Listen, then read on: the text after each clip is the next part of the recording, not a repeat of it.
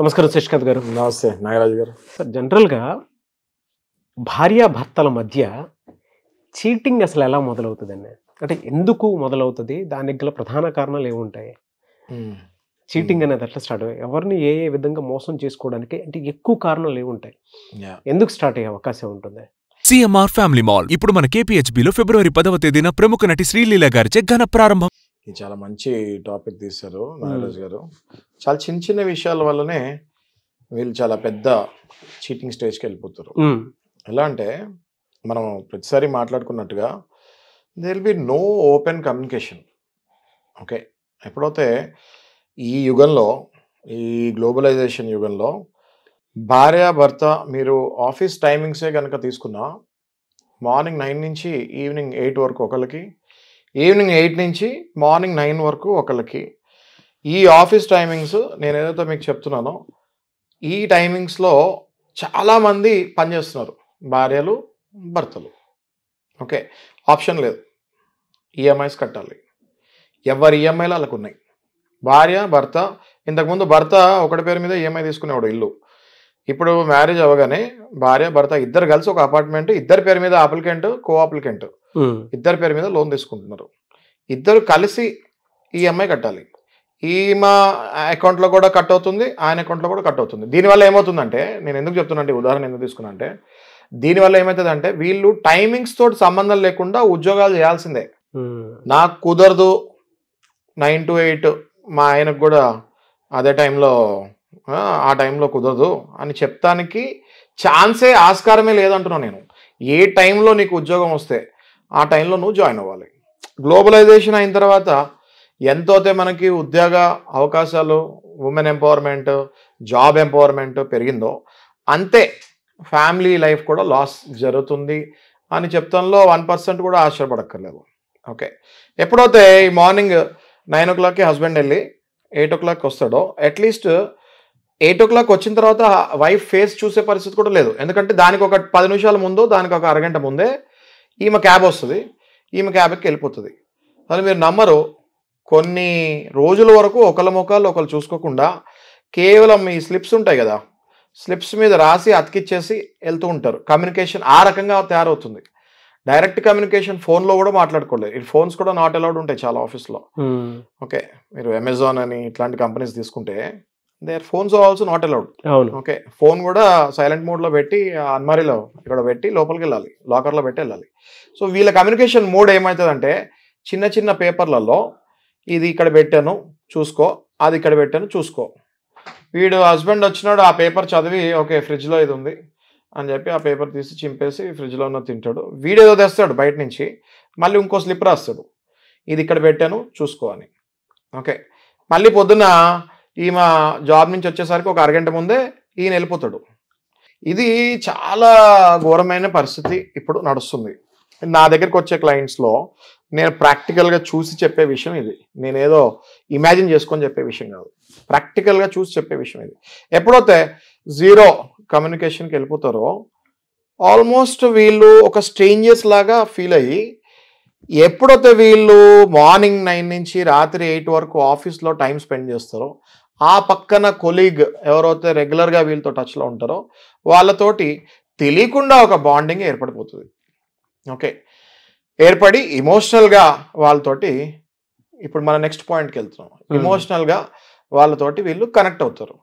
వీళ్ళు ఓపెన్గా ఏది డిస్కస్ చేసుకోవాలనుకున్నా కూడా వాళ్ళతోనే డిస్కస్ చేసుకోవాలి వచ్చే పరిస్థితి వచ్చేస్తుంది. ఎందుకంటే హస్బెండ్ అవైలబుల్ ఉండడు, ఈమె దగ్గర ఫోన్ ఉండదు ఆఫీస్లో. ఓకే, సో వీళ్ళు ఇమోషనల్గా, అది అబ్బాయే కానివ్వండి అమ్మాయే కానివ్వండి, ఇమోషనల్గా చాలామంది అయితే అమ్మాయిలతో కూడా ఇమోషనల్గా కనెక్ట్ అవుతారు. ఓకే, నేను ప్రతిదీ కూడా ఫిజికల్ రిలేషన్తోనే కంపేర్ చేయట్లేదు. సైకలాజికల్గా ఈ అమ్మాయి ఇంకొక అమ్మాయితో కూడా కనెక్ట్ అయిపోతుంది ఇమోషనల్గా. అక్కడ ఫిజికల్ రాకపోవచ్చు, కానీ ఒక అబ్బాయితోనే కనెక్ట్ అవుతే అక్కడ ఫిజికల్ కూడా రావచ్చు. అంతే కదా కదా, జెండర్ అట్రాక్షన్, బిహేవియర్ మారుతుందండి. జెండర్ అట్రాక్షన్, బాడీ రిక్వైర్మెంట్స్, ఆ ఏజ్ అలాంటిది, రైట్?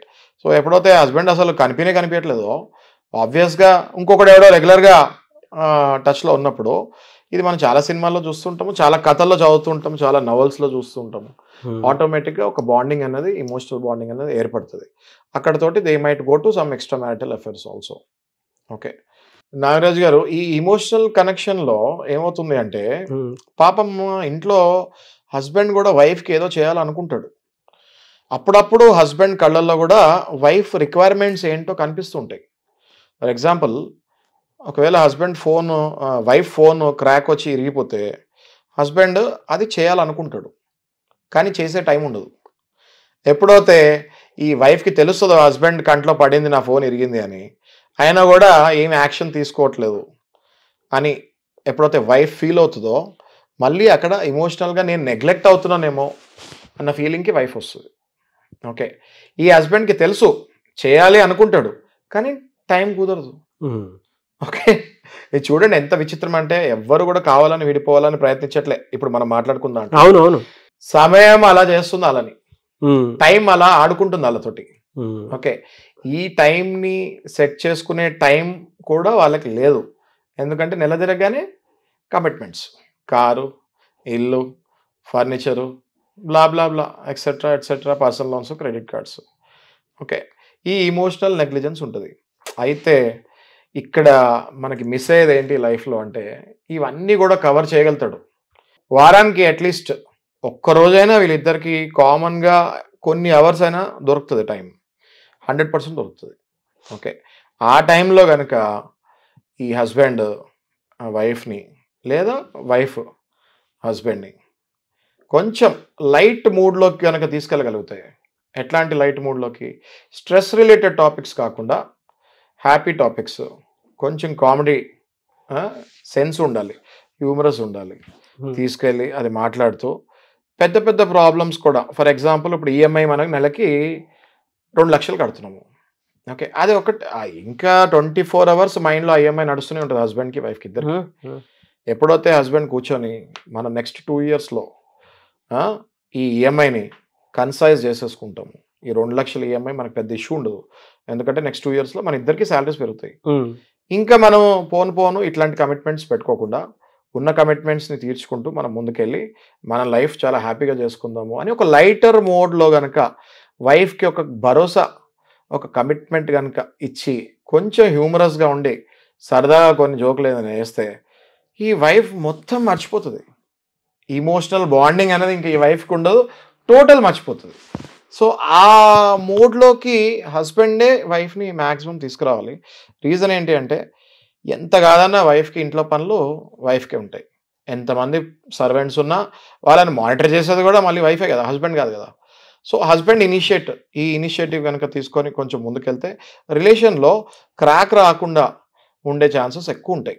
ఒకవేళ ఇలా కాకుండా ఒక మెకానికల్గా అదే మోడ్లో వెళ్తూ ఇంకా ఈ రిలేషన్ని రప్చర్ చేసుకోవాలనుకుంటే, అంటే ఎట్లా, ఇప్పుడు నేను చెప్పినట్టుగా లైటర్ నోట్లో కామెడీగా వెళ్ళకుండా దొరికిన టైంలో కూడా నువ్వు గనక ఆ వైఫ్ని రాంగ్ సైడ్ కెలిపితే, అంటే వాళ్ళ పేరెంట్స్ కానీ మళ్ళీ వాళ్ళ బ్రదర్స్ కానీ మళ్ళీ ఏదైనా ఆమె పట్ల ఏదైనా నెగిటివిటీగా నువ్వు మాట్లాడావంటే నీ ఉన్న రిలేషన్ మొత్తం అటాచ్ అయిపోతున్నట్టే లెక్క. ఆ ఒక్క పనైనా చేయకుండా ఉంటే ఇప్పుడున్న ఫాస్ట్ జనరేషన్లో, ఇప్పుడున్న టైమ్లెస్ జనరేషన్లో ఈ విడాకులు ఏవైతే పర్సంటేజెస్ ఆఫ్ విడాకులు, అవుట్ ఆఫ్ 100 ఐఎమ్ సీయింగ్ 70% విడాకులకి దారి తీస్తున్నారు. That to within 1 year స్పాన్లోనే. సెలబ్రిటీలు లేదు, నార్మల్ పీపుల్ లేరు, ఎవరి కాళ్ళు డెసిషన్స్ తీసుకుంటున్నారు, వస్తున్నారు, we want to take divorce అంటున్నారు. ఓకే, ఇది ఆపాలి అంటే ఈ ఫ్యామిలీలో హస్బెండ్ వైఫ్లో ఎవరో ఒక్కళ్ళైనా ఒక అడుగు ముందుకేయాలి. నాగరాజు గారు, అట్లనే అన్సాల్వ్డ్ కాన్ఫ్లిక్ట్స్ ఉంటాయి. ఏ హస్బెండ్ అయినా ప్రపంచంలో కాన్ఫ్లిక్ట్సే లేకుండా ఉంది అని చెప్తున్నారంటే అదే పెద్ద కాన్ఫ్లిక్ట్. అవును, ప్రతి వైఫ్కి ప్రతి హస్బెండ్కి అన్సాల్వ్డ్ కాన్ఫ్లిక్ట్స్ ఉంటాయి. అంటే అది చిన్న విషయం కూడా అయి ఉండొచ్చు, పెద్ద విషయం కూడా అయి ఉండొచ్చు. ఒకవేళ నీ ముందు మీ మదర్ నాతో ఇట్లా అనింది, దానికి నువ్వు జస్టిఫికేషన్ ఇవ్వలేదనుకోండి, అది అన్సాల్వ్డ్ కాన్ఫ్లిక్ట్. ఓకే, నిన్న నేను ఆఫీస్కి వెళ్తానికి లేట్, రీజన్ నువ్వే, అది కూడా అన్సాల్వ్డ్ కాన్ఫ్లిక్టే. చాలా మందికి అర్థం కాని విషయం ఏంటి అంటే, చాలా చిన్న విషయాలే అన్సాల్వ్డ్ కాన్ఫ్లిక్ట్స్ కింద మిగిలిపోతాయి. ఒక్క చిన్న మాట చెప్పాలి హస్బెండ్ వచ్చి, నా వల్లే నీకు లేట్ అయింది, ఐఎమ్ సారీ, నెక్స్ట్ టైం నుంచి మనం కరెక్ట్గా ప్లాన్ చేసుకుందాం, సాల్వ్ అయిపోతుంది. అవును, మా మదర్ ఇలా అనింది, ఆమెకు తెలియదు, ఆమె ఓల్డ్ జనరేషన్, నువ్వు అది పట్టించుకోకు, నేను మా అమ్మకి చెప్తానులే, ఈ పాయింట్ ఆమెదే రాంగ్ అని చెప్తే అది అక్కడితో సాల్వ్ అయిపోతుంది.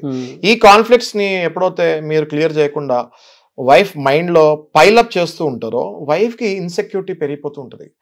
మేబీ నా హస్బెండ్ కూడా నన్ను నెగిటివ్ అనుకుంటున్నాడేమో అన్న ఇన్సెక్యూరిటీ వైఫ్కి పెరిగిపోతూ ఉంటుంది. You have to solve those unsolved conflicts. It could be small, it could be large, but you have to solve it at one time. ఇది చేయకపోతే మాత్రం డెఫినెట్గా ప్రొలాంగ్ అవుతూ ఉంటే మాత్రం టార్చర్, పైగా దాన్ని తోడు నన్ను ఇప్పుడు నా సొంత అవసరాలని నాకు కావాల్సిందనే పట్టించుకోలేనప్పుడు నేను ఇక్కడ ఉంటాం ఎందుకు? తెలియకుండా వాళ్ళ మీద కూడా రెస్పెక్ట్ పోతుంది. కరెక్ట్, డెఫినెట్గా సార్. నిజంగా అండి, అంటే చాలామంది మనం అనుకుంటూ ఉంటాము, వైఫ్ ఏదైనా అడిగింది అనుకున్నప్పుడు మనం గ్రాంటెడ్గా తీసుకుని ముందుకెళ్ళిపోతూ ఉంటాము. ఎలానంట రెగ్యులర్గా ఉండేదే కదా, చూసేదే కదా అని అంటే కాన్షియస్గాను అన్కాన్షియస్గాను చేసేటువంటి 2 థింగ్స్ ఒక వైఫ్ విషయంలోనే ఏ హస్బెండ్ అయినా సరే గ్రాంటెడ్గా తీసుకుని వెళ్ళిపోతూ ఉంటారు. వాళ్ళకి ఏంటంటే చిన్న చిన్న విషయాలే, అంటే వాళ్ళ ఉండేదే చిన్న ప్రపంచం. ఆ చిన్న ప్రపంచంలో ఎప్పుడైతే నెగ్లిజెన్సీస్ కంటిన్యూ కనిపిస్తూ ఉంటాయో హస్బెండ్ని ఎలాగో ఈయన ఈ విధంగానే ఉంటాడు ఒక క్లారిటీకి వచ్చేస్తారు. ఆన్ యావరేజ్ ఆ క్యారెక్టరిస్టిక్స్ కానివ్వండి, బిహేవియర్ కానివ్వండి ఫిక్స్ చేసేస్తారు. ఈజీగా ఇతనితో లేనప్పుడు వేరే వాళ్ళతో పని చేయించుకోవడం బెటర్ అనే దాని కిందకి. కరెక్ట్ అండి, ఇతను నమ్మే బదులు వేరే వాళ్ళతో చేయించుకోవడం బెటర్. అట్లనే ఫైనాన్షియల్ నీడ్స్ కూడా హస్బెండ్ కంటే వైఫ్ కొంతమంది దాంట్లో నేను చూసే దాంట్లో ఇప్పుడు ఈ కేసెస్లో జనరేషన్లో హస్బెండ్ కంటే వైఫ్ శాలరీస్ ఎక్కువ ఉన్నాయి. ఓకే, ఆ ఈగో ఫీలింగ్కి హస్బెండ్ వెళ్ళకుండా వైఫ్ కంటే శాలరీ హస్బెండ్కి తక్కువ ఉన్నా ఆ ఈగో ఫీలింగ్కి వెళ్ళకుండా వైఫ్ నీడ్స్ని హస్బెండ్ సాల్వ్ చేయాలి. ఓకే, నేను మీకు ఇందాక చెప్పినట్టు ఏదైనా చిన్న వస్తువు పాడైంది, మీ సేవింగ్లో నుంచి మీ డబ్బుల్లో నుంచి ఆర్ మీరు అప్పైనా చేసి ఏం తప్పలేదు. వైఫ్కి ఓకే 10,000 20,000 అప్పు చేస్తే తప్పే లేదు. ఓకే, అది మళ్ళీ తీర్చుకోవచ్చు. కానీ దానివల్ల మీ బాండింగ్ ఎంత థిక్ అవుతుంది? ఆ 10,000లో వచ్చే బాండింగ్ కాదు అది. ఓకే, ఎప్పుడైనా మీ వైఫ్కి ఏదైనా చిన్న రిక్వైర్మెంట్ అనిపించినప్పుడు, ఇప్పుడు సమ్మర్ స్టార్ట్ అవుతుంది, ఓకే, సమ్మర్ డ్రెస్సెస్ కావాలి, మీ అంతటా మీరే గుర్తుపెట్టుకొని వాళ్ళకి మీరు షాపింగ్ చేయాలి. ఓకే, ఆర్ వాచ్ పాడైంది, ఓకే, ఒక్కరోజు 1 గంట టైం తీసుకొని షాపింగ్కి తీసుకెళ్ళి ఆ వాచ్ కొనియాలి. ఆ వాచ్ 10,000 అయి ఉండొచ్చు, 5,000 అయి ఉండొచ్చు. That matters a lot. Okay, ఇట్లాంటివి ఎప్పుడైతే మీరు చేస్తారో చాలా వాక్యూమ్ క్లియర్ అయిపోతుంది నాగరాజ్ గారు. ఈ ఇల్లిసిట్ రిలేషన్స్కి, అక్రమ సంబంధాలకి వెళ్ళరు. Nobody will get in to illicit relations are extra marital affairs wantedly. ఎందుకంటే అవన్నీ కూడా చాలా స్ట్రెస్తో కూడిన సంబంధాలు, చాలా టెన్షన్, దొంగలాగా బతకాలి. ఎవరు కూడా అట్లా వెళ్ళరు కావాలని. కానీ మీరు అవకాశాలు ఇస్తే 100% చాలా ఈజీగా ఎంతో స్మూత్గా వెళ్ళిపోతారు వాళ్ళు. అవును, ఒక్కసారి వెళ్ళారంటే ఆ రిలేషన్ని మళ్ళీ చక్కబెట్టుకోవాలంటే దానికి చాలా యాంటీబయాటిక్స్ వేయాలి. ఓకే, అది కష్టం అవుద్ది. వెళ్ళకుండానే మీరు కాపాడుకోవాలి హస్బెండ్స్. ఓకే, అట్లనే వైఫ్స్ కూడా. This is applicable for both of you. నేను ఓన్లీ వన్ జెండర్కి రెస్ట్రిక్ట్ చేయట్లేదు ఇది. అట్లనే చాలా ఇంపార్టెంట్ పాయింట్ ఒకటి ఉంది. ఓకే, ఇందాక మనం మాట్లాడాము, దొరికిన కొంచెం టైం అయినా వైఫ్కి ఇవ్వాలి. 6 నెలల తర్వాత ఏదో పండగ వచ్చింది, ఫర్ ఎగ్జాంపుల్ గ్లోబలైజేషన్ వరల్డ్లో కూడా క్రిస్మస్కి హాలిడేస్ వస్తాయి, న్యూ ఇయర్కి హాలిడేస్ వస్తాయి. అసలు టైమే దొరకదు అన్నది ఇంపాసిబుల్. ఈ న్యూ ఇయర్లో, ఈ క్రిస్మస్లో గ్లోబలైజేషన్, నీ ఏ కంపెనీలో పనిచేస్తున్నా ప్రపంచంలో, హైదరాబాద్లో నువ్వు పనిచేస్తున్నప్పుడు, ఇండియాలో పనిచేస్తున్నప్పుడు ఇద్దరికి కామన్ హాలిడేస్ ఉంటాయి. అవును, ఈ కామన్ హాలిడేస్లో గనక ఇదొక్కటే నీకు అమూల్యమైన అవకాశం. ఎందుకంటే both of you are working. ఇదొక్కటే నీకు అమూల్యమైన అవకాశం. ఈ అవకాశంలో గనక నువ్వు ఫ్రెండ్స్ తోటి ట్రిప్స్ ప్లాన్ చేసి, నీ వైఫ్ని నెగ్లెక్ట్ చేసి, లేనిపోయిన ఎక్సైట్మెంట్ నీ ఫ్రెండ్స్ ట్రిప్స్తో చూపించి, నీ ఫ్రెండ్స్తో పాటు ఆమె తీసుకెళ్ళకపోయినా వేస్టే, ఎందుకంటే she will not like it. Okay, నువ్వు కనుక నీ ఫ్రెండ్స్తో ట్రిప్ వెళ్ళి దొరికిన 4 రోజులు టైం కూడా వేస్ట్ చేస్తే ఇంకా నీ వైఫ్ ఫిక్స్ అయిపోతుంది, వీడు వేస్ట్, ఇంకా వీడికి దొరికిన టైం కూడా నాకు ఇవ్వట్లేదంటే నేను ఇన్ని రోజులు టైం దొరకట్లేదేమో అని ఇవ్వట్లేదు అనుకున్నాను, టైం దొరికిన తర్వాత కూడా నాకు ఇవ్వట్లేదు అనుకుంటే that means he's clearly not interested in me అని అనుకుంటుంది. అవును. ఆ పాయింట్ ఆ స్టేజ్కి మాత్రం ఎవరు తీసుకురాకూడదు. ఆ నెగ్లిజెన్సీ, ఎమోషనల్ నెగ్లిజెన్సీకి వస్తే మాత్రం ఖచ్చితంగా మీరు తప్పడుగు వేస్తున్నట్టే లెక్క. లేనిపోయిన ఎక్సైట్మెంట్ మీరు మీ ఫ్రెండ్స్తో చూపించినప్పుడు ఈమెకి నార్మల్గా కాలదు, మండిపోతుంది. రైట్, అవునా కదా నాగరాజు గారు? అవునండి, హారబుల్ కదా.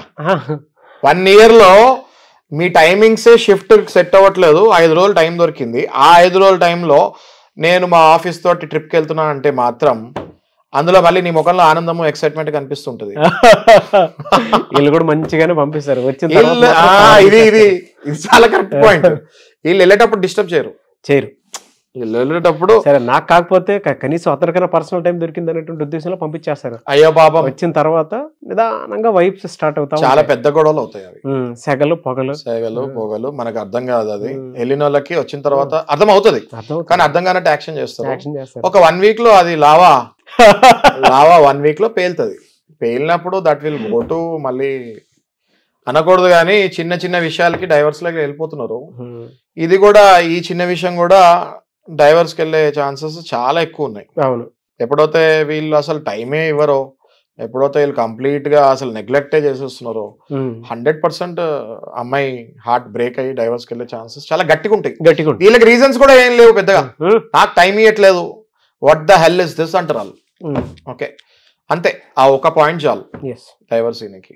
ఆ తర్వాత మళ్ళీ వీళ్ళు విడిపోతానికి ఎంత కష్టపడుతున్నారంటే, ఎందుకంటే ఒకటే ఇల్లు, 2 EMIలు, ఒకటే కారు, మళ్ళీ కమిట్మెంట్లు. విడిపోయేటప్పుడు కూడా వీళ్ళు ఫైనాన్షియల్ గా చాలా కష్టపడి విడిపోవాల్సి వస్తుంది. సంపాదించిందంతా పోగొట్టుకొని విడిపోవాల్సి వచ్చే పరిస్థితికి వస్తున్నారు. అర్థమైంది కదా మీకు? ఒకసారి ఇల్లు కొనిన తర్వాత అది మధ్యలో అమ్మేస్తే దానికి వాల్యూ లేదు. సో చాలా నానా రకాలుగా ఫైనాన్షియల్ గా కూడా లాసెస్ అయిపోయి వీళ్ళ లైఫ్స్ చితికిపోతున్నాయి కళ్ళ ముందు చూస్తున్నాం. అది I'm feeling very bad for that.